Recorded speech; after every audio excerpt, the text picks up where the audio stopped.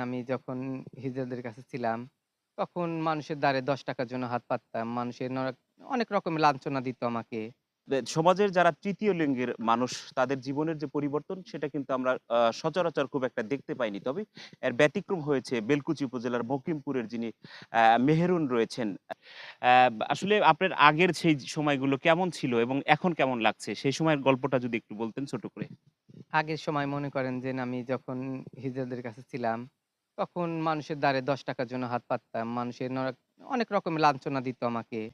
যে, "এই কাজ করে খেতে পারিস না, তোরা এরকম তোদের শরীরে শক্তি নাই, তোরা এগুলা করে খাস কিসের জন্য? ৳১০ তাদের চাইয়া খাইতে হবে না।" বাচ্চা যদি নাচাইতে গেতাম, তখন মা-বাবা কান্না করত, ভয় করত। তখন আমার ওইটা দেখে খারাপ লাগতো। তখন আমি ওখান থেকে বলছি যে, "না, আমি স্বাভাবিক জীবনে ফিরে আসবো। এগুলা চায়া-চুয়া খাবো না, মানুষের বাচ্চা নিয়ে ডিস্টার্ব করব না।" পরে নিজে, নিজেই আগ্রহ করে আমি এখান থেকে হিজড়াদের জীবন থেকে সরে আসছি। সরে আসার পরে এখন নিজে, নিজে বলছি যে, "তাইলে চলবো কেমন করে?" তখন এই জমিতে আইসা আমি একটা ছাপরা ঘর উঠাই, উঠায় সেটা মানুষের জমি বর্গা নিতে চায়, কেউ বর্গাও দিতে চায় না। কয় যে, "না, হিজড়ারা কোনদিন কাজ করে খায়?" অনেকে নানান রকমের কথা বলে যে, "হিজড়া তো এগুলা কাজ করে।" এখনো বর্তমান যে এখনো বাজারে আমি বেগুন নিয়ে যাই, শাকসবজি নিয়ে যাই, তাও বলে, "হিজড়ারা কোনদিন এগুলা কইরা খায়? দেখছো হিজড়ারা কত টাকা ইনকাম করতেছে দিন?"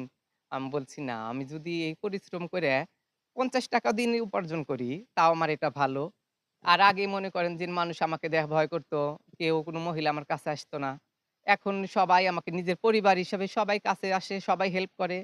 যেমন ধরেন যে এখন যদি রান্না-বান্না না করি, একজন ফস করে এসে আমাকে ভাত ডিশের ভিতর দিয়ে যায়। যে, "খাও।" তাইলে তারা আমাকে তো খুবই ভালোবাসে।